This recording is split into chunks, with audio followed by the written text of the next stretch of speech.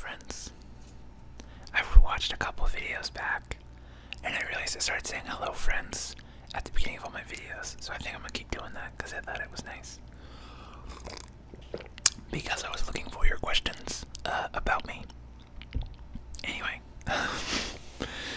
so I want to talk about me today.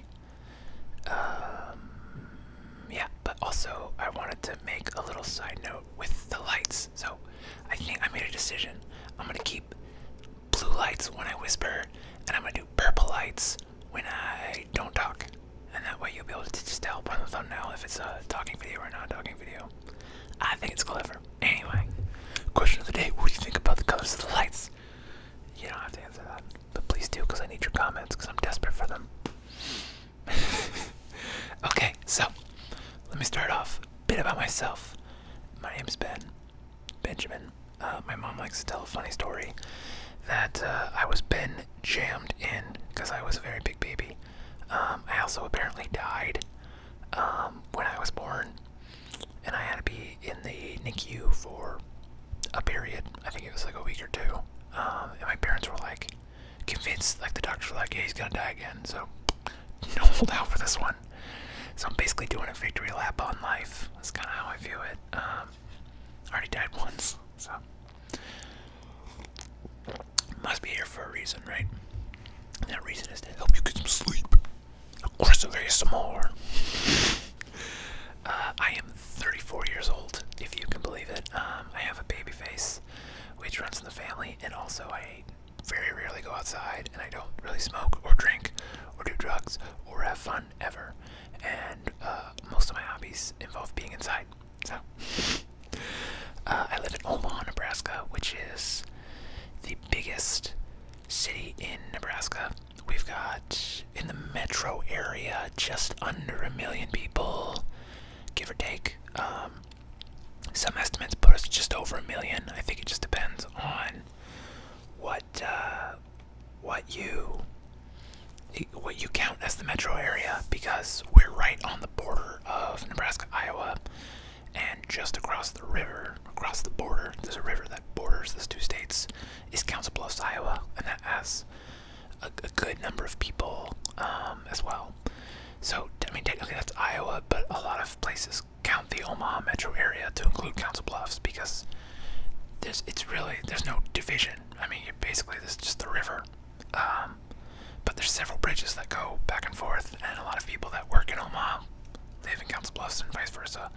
Although, it's not really vice versa, because most of the people that work in Omaha that would live in Council Bluffs, because the taxes are cheaper in the Iowa side, so that's why most people live over there.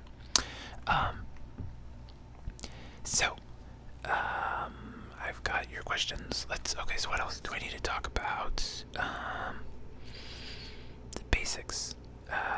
Lived in Omaha my whole life. Played hockey growing up. I took a big break after I got fired from an ice rink, that was my second job. My first job ever was I worked at Taco John's, which, if you're not familiar, is a Midwest taco chain. And they have them. It's in several states. If you ever travel to the Midwest, very good stuff. I think I worked there and I still like it. That was my first job. I got it because my dad knew a guy who worked in a restaurant. I don't know what to call it, but like they owned a lot of fast food restaurants. So he's like, oh yeah, there's one right by your house, so we'll get you kids jobs. So that was my first job. Second job was at an ice rink, and I started as just like the lowest position. Then eventually worked my way up to operations manager. And the same week, the same week I graduated college with a degree in business management, I got fired for the official reason was because I was training somebody how to drive the Zamboni, even though that was kind of my job and I had trained everybody how to drive the Zamboni. They said it wasn't my responsibility and it was an insurance liability or something, which is ironic because as soon as that happened, like 3 people quit because they liked me. But the unofficial reason was because the bosses, the owner's kid, had just graduated college with a degree in film, and he needed a job. So I basically trained my replacement, and then they fired me because they were jerks. So, rude, right? of my life for that place. I love that place. And after I got fired, I quit playing hockey for like 10 years. And I started up again 3 years ago. Except this year I'm sitting out because of COVID, which makes me ridiculously sad because that was like my social time of the week.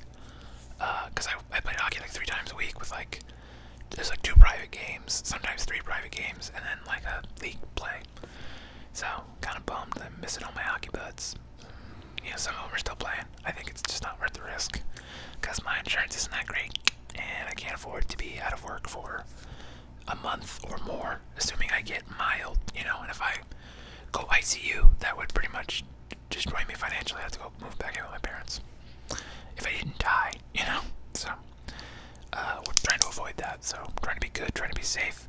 I'm sorry if the clicking pen is not your thing. Anyway, let's get on to your questions. I didn't capture them in order. I just wrote them down as I found them. So, one question, the most recent question was, do you think you're the same person as before COVID? And if not, do you like the person you've become? I'm going to say emphatically, no, I am not the same person I was before COVID. Because pre-COVID, you know, I didn't know I was diabetic. I found out I was diabetic, and I had more of my toes cut off because of complications from diabetes. Like the week COVID like really kicked in here in Nebraska.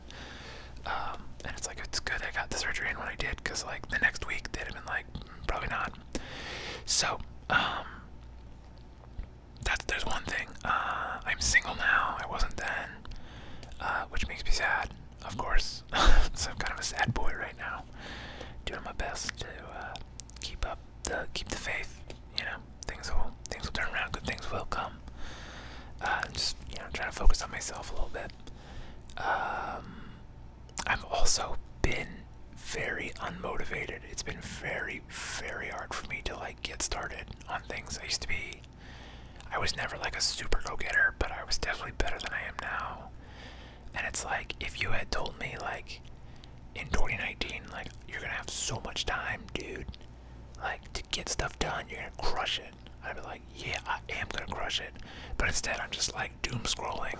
Like 2020 has been just a bear of a year, and like the diabetes, politics, COVID, breaking up was probably the biggest one that set me down the spiral. And so do I like the person I've become? You know, I like myself, and I always will, and I'm just not making good decisions right now, and there's not a lot I can do to help it. I feel like I'm doing my best, and that's really all we can hope for. So does that answer your question? I don't know. I'm not living my best life. We'll put it that way. How about that? Okay. And so I'm working as much as I'm allowing myself to get there, and me taking this ASMR channel very seriously has definitely helped both the self-esteem part of my brain of like, you can put in the effort, you can accomplish things, and looking back at like the bulk of videos that I've made just in the last like 2 months has been really great, and there's people watching, which that means a ton. Some people gave me money, like that's insane. Like, thank you so much. Holy crap. Yeah, so I'm not living my best life, but I'm doing my best to get back to where I want to be. So there you go. Favorite ASMR. Oh, my favorite ASMR. I like weird stuff. So I looked up, there's a person I talked about doing dog ASMR. The dog ASMR's channel's name is ASMR Nino, Nino, and I think it's all one word. And it's like a really cute Pomeranian, and it's just so weird. I like that. And it's just the dog basically just eating stuff most of the time. So that's kind of what I like. I like scratching videos, especially circle scratching. A lot of people don't make those, and I made several of those. And I'm gonna make more, so deal with it, because people seem to like it, and I like the validation. And I'm hungry for the views. I really like making those.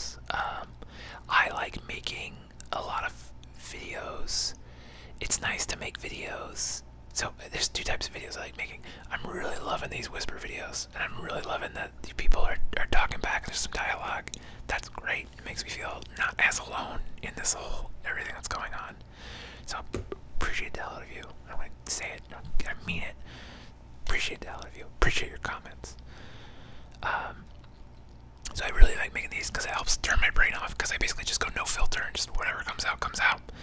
So it's very rare that I have the opportunity to turn my brain off lately, because that used to be hockey and it used to be work, going out to shoot things. Oh, I guess I should probably say in the About Me section is that I'm a freelance photographer and filmmaker, but we'll get to that. That's actually one of the questions.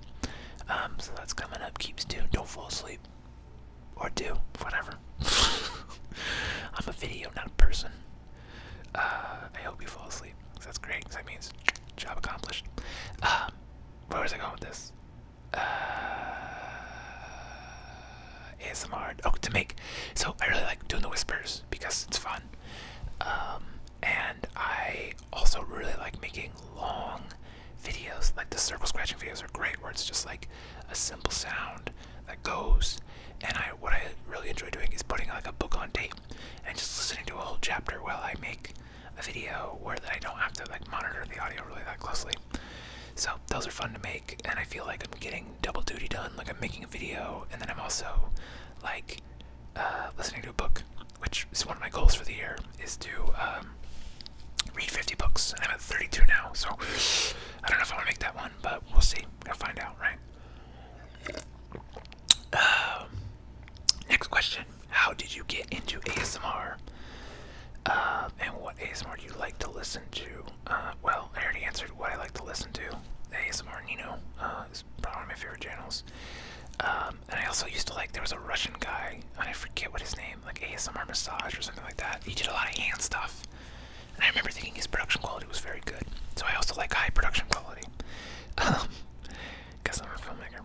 Anyway, how did I get into ASMR? So I started a white noise channel back in 2014. And I did that for about a year because I was having trouble sleeping, and all the videos I was finding on YouTube were like garbage. And I was like, I can make better videos than this. So I think my roommate at the time was like, so do it. Like, quit complaining, shut up. I was like, okay. Yes, sir. And then that girl I was dating at the time, her name was Brittany. She was great. We dated for many years. She was like, oh, do you know what ASMR is? Have you heard of ASMR? And I was like, no, what's that? And then she showed it to me. And spoiler alert, I don't really get super tingly that much. I do sometimes, but not, especially like in the early. I was like, I don't really get those. But she was like, whatever, people like it. And so I started making those, and then I made my own ASMR channel, and then she helped, and I was like, yeah, well, this could be like a fun couple thing we do. She was never really that involved with it. She made a couple of videos. She just didn't want to be on camera because she was very camera shy, and she was sensitive about a lot of things.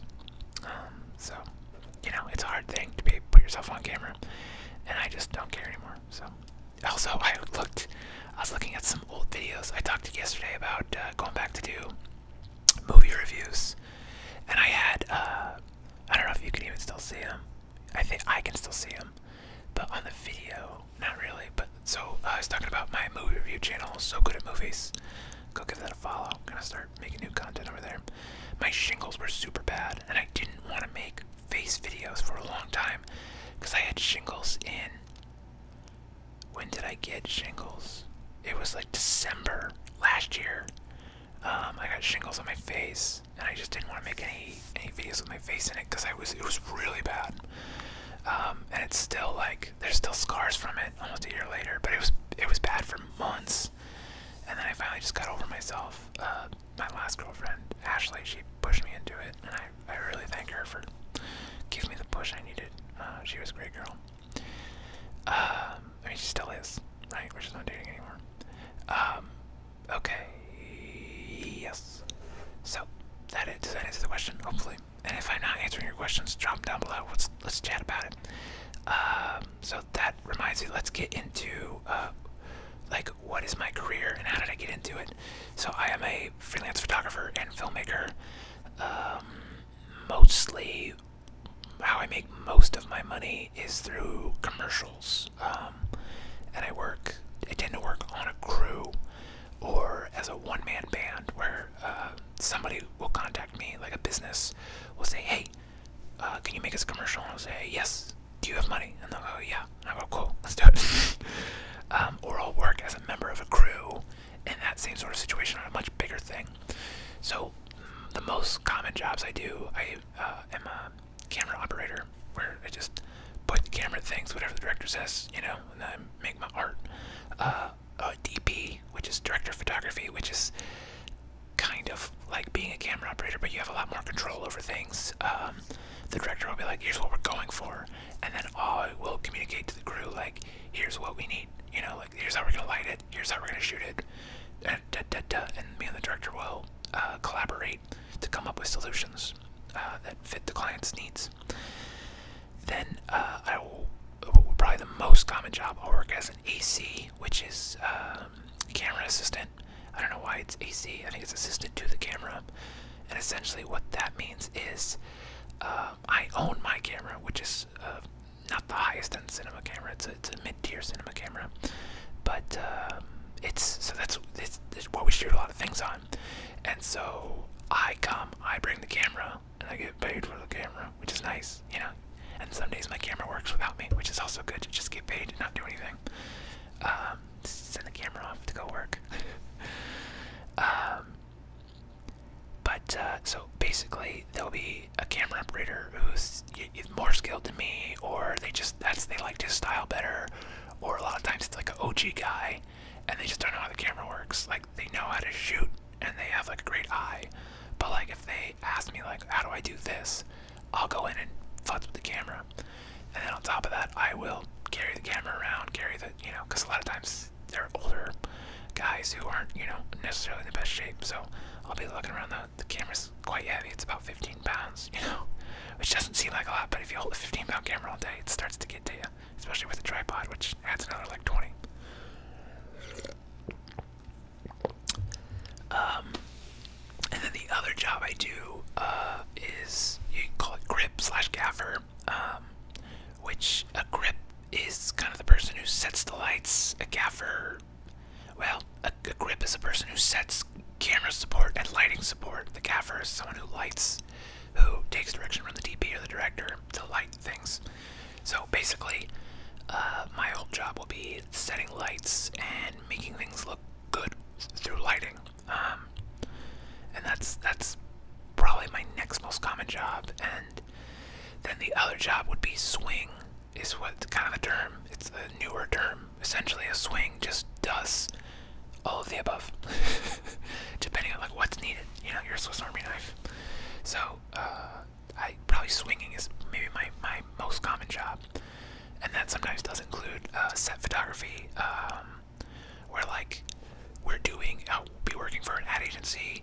It'll be like me, the director, the DP. The DP is also the editor, and then we'll have a PA, which is a production assistant, who essentially like knows an amount of things, but their job is basically like, go get that stand over there.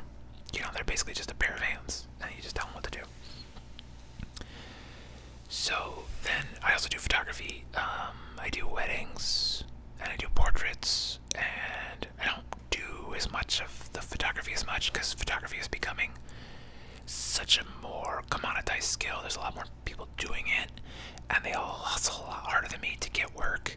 So it's kind of just like, which I'm fine with. You know, I've been doing it for 10 years, and it's like, I prefer working under an ad agency where it's like I have one client and they provide me a lot of jobs, than working with like weddings where I have like 15 clients and they all have different wants, different needs, and all that stuff. So it's, for me, it's a lot better to just have the fewer clients. It's a lot easier to keep things straight, and it's easier to get the work too, because on a film crew you're hiring 4 or 5 people as opposed to a wedding which hires 1, you know.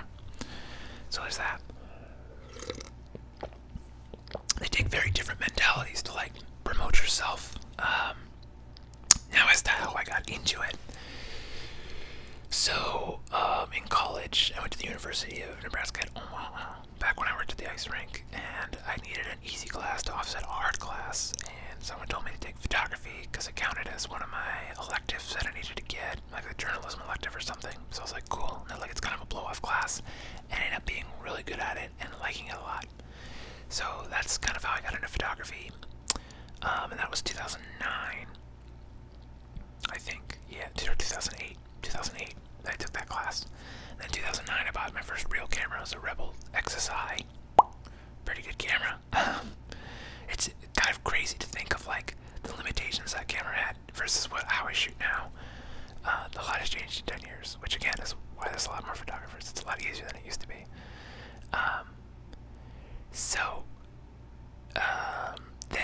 I was shooting a lot of bands because I was in bands. I've played in 4 bands in my life. Only 2 of them ever did shows. I played rhythm guitar and bass. In different bands, I played different instruments. And in one band, I played both because our bass player quit, and it was easier to find a second guitar player than another bass player. So I just switched to bass, and I ended up liking it a lot. Anyway, and it was like after one of my bands had broken up, and I was like, okay, if I take pictures at shows, I'll network with these bands, and I'll make friends, and it'll be easier to get into bands. And that was the idea. And then in 2012, I saw somebody shooting live music videos, and I was like, oh, that's pretty cool. Like, and I messaged him. I was like, hey, do you need any help? I would love to. You don't need to pay me. I just want to learn because that seems pretty cool. And then he invited me to something called Love Drunk, which you can go look at it now. And they made one-take music videos all the way starting in 2009 or 2010. Like, this is before anybody was doing it.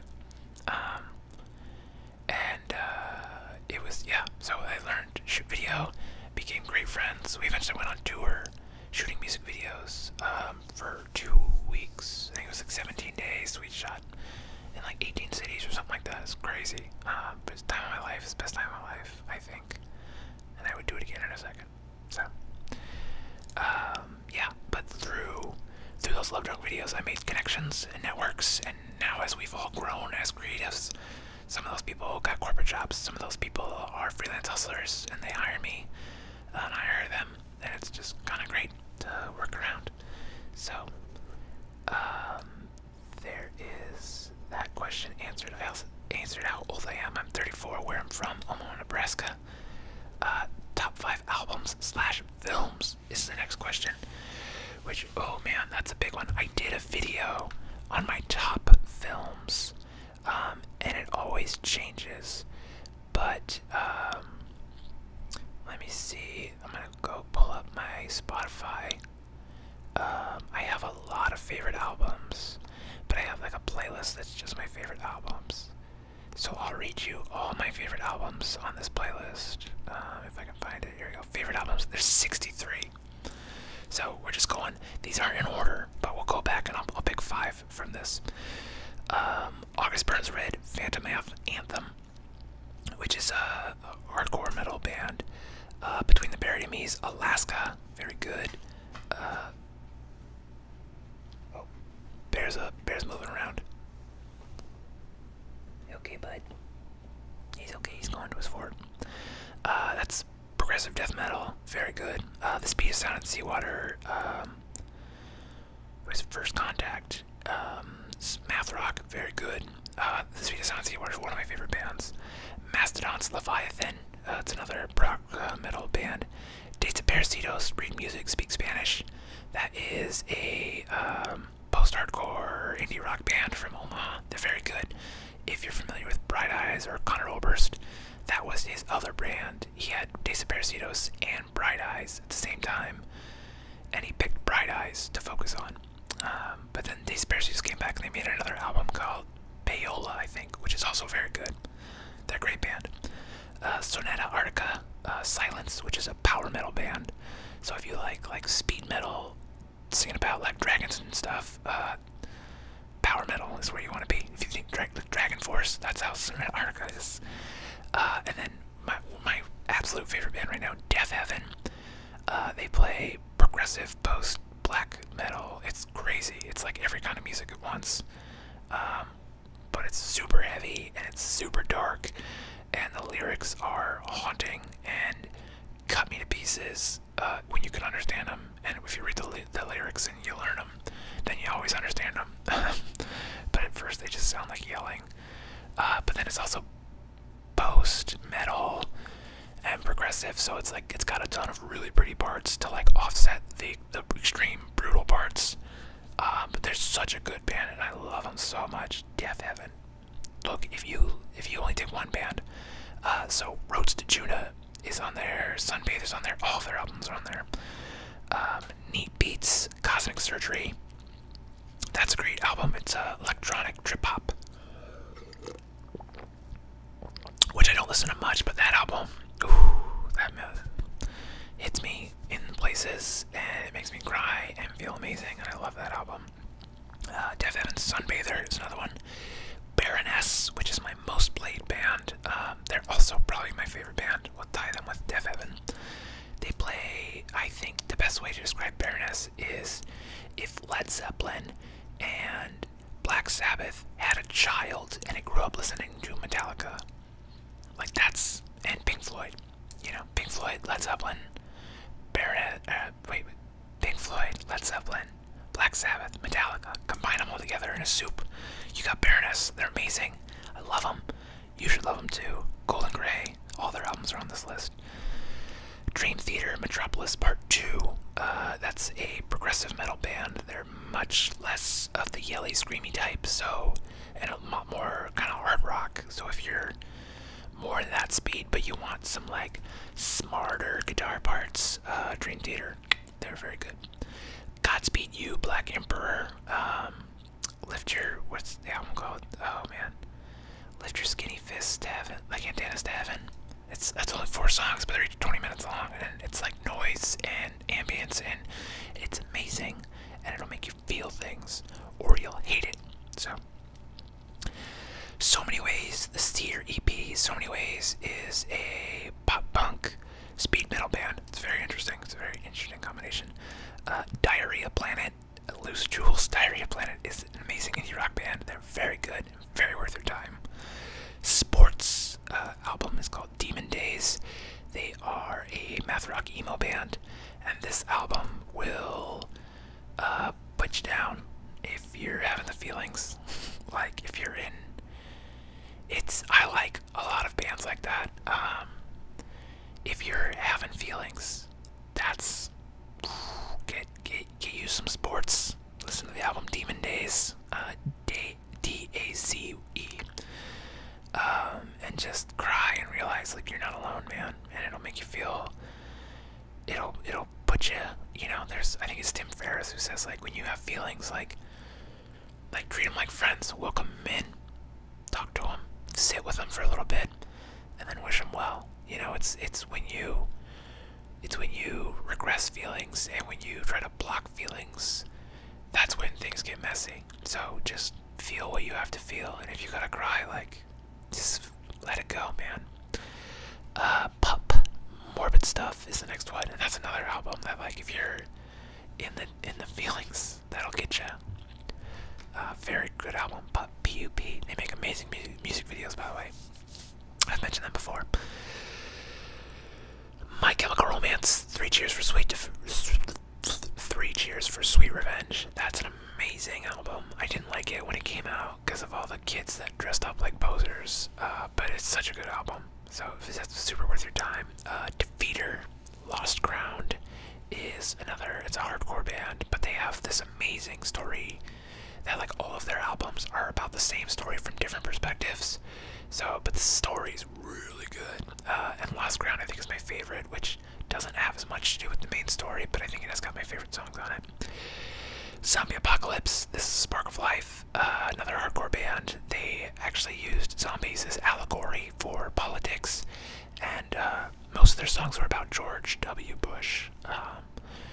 But it can kind of apply today. Very good, great band. The whole album is like 10 minutes long. It's kind of like a grind / hardcore band. Death Heaven again, Ordinary Corrupt Human Love. It's their latest album. It's very good, very good, very good. The Fall of Troy, Phantom on the Horizon. That's another like post-hardcore progressive band. Very good. Baroness's Blue record. Very good. We already talked about Baroness. of Sinking Ships, self-titled album. It's a math rock band, just instrumental, very peaceful, put you to sleep. You're gonna love it. It Prevails, the inspiration that is motivational hardcore, and I love that album, and that album has gotten me through a lot of really, really, really bad times in my life. You know, when you think about like pieces of art that like have gotten you through shit, like It Prevails, the inspiration is up there for me. Bright Eyes, I'm Wide Awake, It's Morning. Bright Eyes is from Omaha. If you know of them, I actually got to take photos of the most recent album. That was kind of fun. That was kind of neat. Death Cab for Cutie, Narrow Stairs. That's my favorite Death Cab album. And then the next two are a local band called the JV All Stars. If you like pop punk, they're very good. The albums are Girls Forget Your Boys and Take Me Back to Spectre. Baroness's Yellow and Green is next. Ludo, Broken Bride is a progressive indie rock album. It's very good. It's a great story. They actually ended up making a stage play based on it. It was very worth your time. American Football, self-titled. Math Rock Kings. If you like any math rock, American Football is your band. Bond the Music Industry, the album is called Scrambles.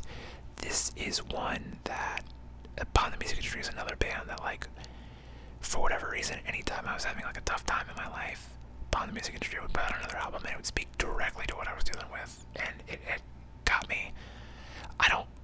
I've never been like really suicidal, but like there was some dark days where I probably would have thrown in the towel if it wasn't for that band. So I actually did get to meet Jeff Rosenstock once when he was doing a solo tour, and I gotta thank him personally for, like, you know, being a cool dude, and I gotta like be like basically security for him because he was playing on the floor and the microphone kept shocking him, and these like drunk kids kept, I don't know, pushing the microphone into him, which kept electrocuting him.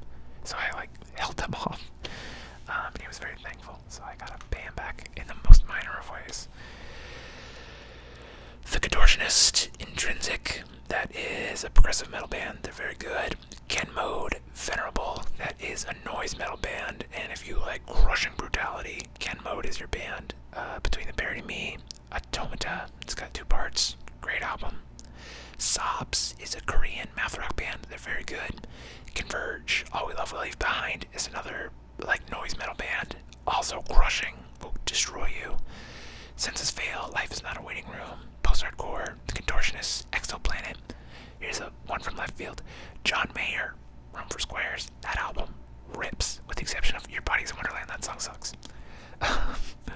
Tiny Moving Parts, Celebrate, that's another math rock band. Converge's Jane Doe, which is the most brutal album ever made, and if you read the lyrics, it is so damn dark, and it's about a breakup, and like somebody fucked that guy up. Azalea, Life from Dead Limbs, that is progressive post-rock, a lot of screamies, very good. Taken with Regard to, similar to Azalea, very good. Darkest Hour, Undoing Ruin, that is just straight up metal band, very good. Dillinger Escape Plans, Miss Machine, progressive noise metal, math metal, very good. Very loud, very brutal, very crushing. Flesh God Apocalypse King, that is symphonic death metal. Think symphony plus death metal equals these Italian guys, they're amazing.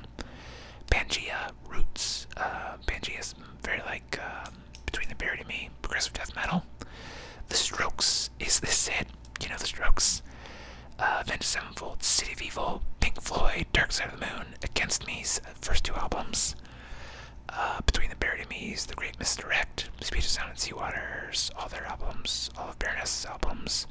At the Drive-In, Relationship of Command, the album that got me into music. The Mars Volta, Deloused in the Comatorium, Between the Buried and Me's, Colors, and then Protest the Heroes, Kazaya, and Fortress. So that's 63 of my favorite albums. I listen to a lot of music. My like stuff that I like playlist is like, I think it's over 1,000 songs. It's like 100 hours at this point. So I like music a lot. So if you want to jump music, I gotcha. Okay, but let's pick 5 out of this list. I'm gonna go, if I had to pick 5 in no order, because that'd be way too hard, I'm gonna go with Sunbather by Death Heaven. I'm gonna go with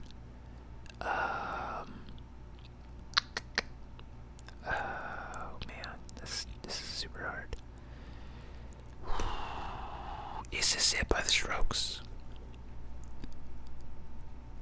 I'm gonna go with Colors by Between the Buried and Me.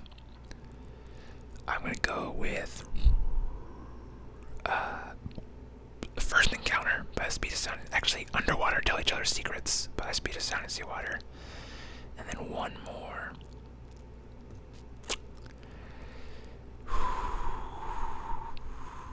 I'm gonna go with, oh man, that's so hard.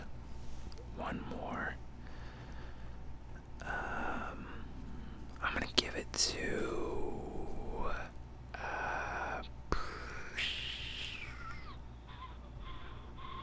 I'm gonna give it to Pup right now. Pup's Morbid Stuff. So those are the top favorite albums. Sunbather by Def Evan, Is to Sit by the Strokes, Colors Between the Buried and Me, Underwater Tell Each Other Secrets, and Morbid Stuff. So that's the 5 albums. 5 movies. I made a video about this. It's always changing, but off the top of my head, It's Such a Beautiful Day, Inglourious Bastards, The Empire Strikes Back, Clerks, and the 5th one always changes. Probably Drive. We'll give it to Drive this time. I don't know what I say in the video. It's probably, I know 3 of those are right. Right. This is what I said in the video. It's always changing. Every time you ask me, I'm gonna give you a different answer. Okay. Something I've always wanted to try.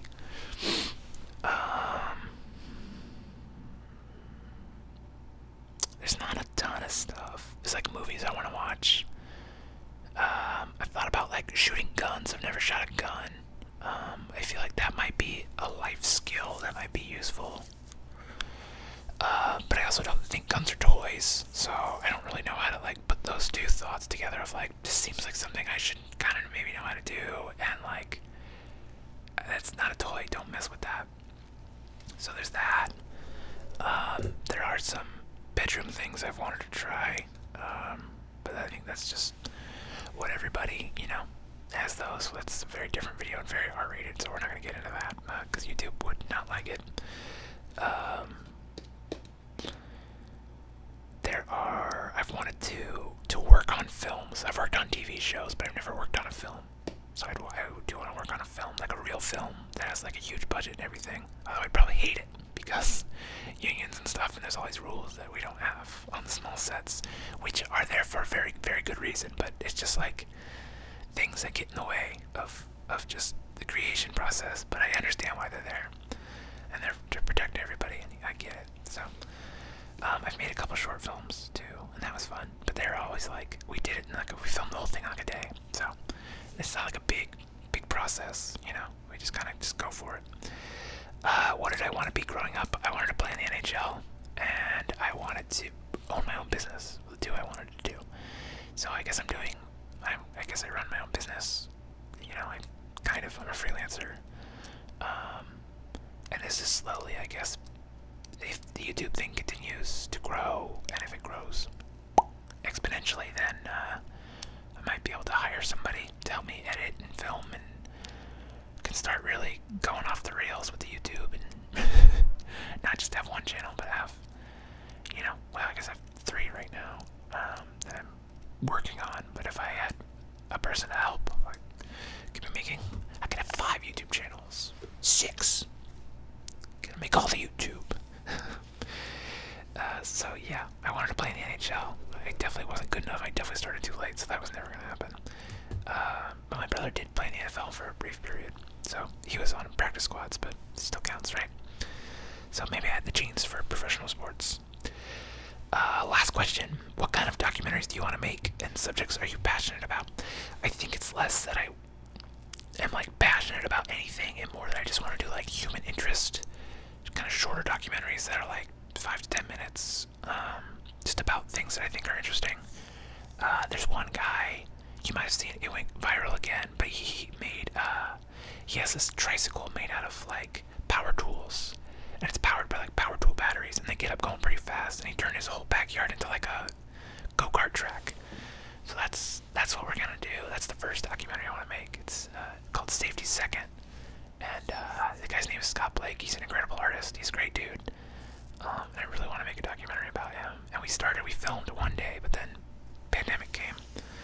And then I really want to spotlight cool things in my town, cool people in my town.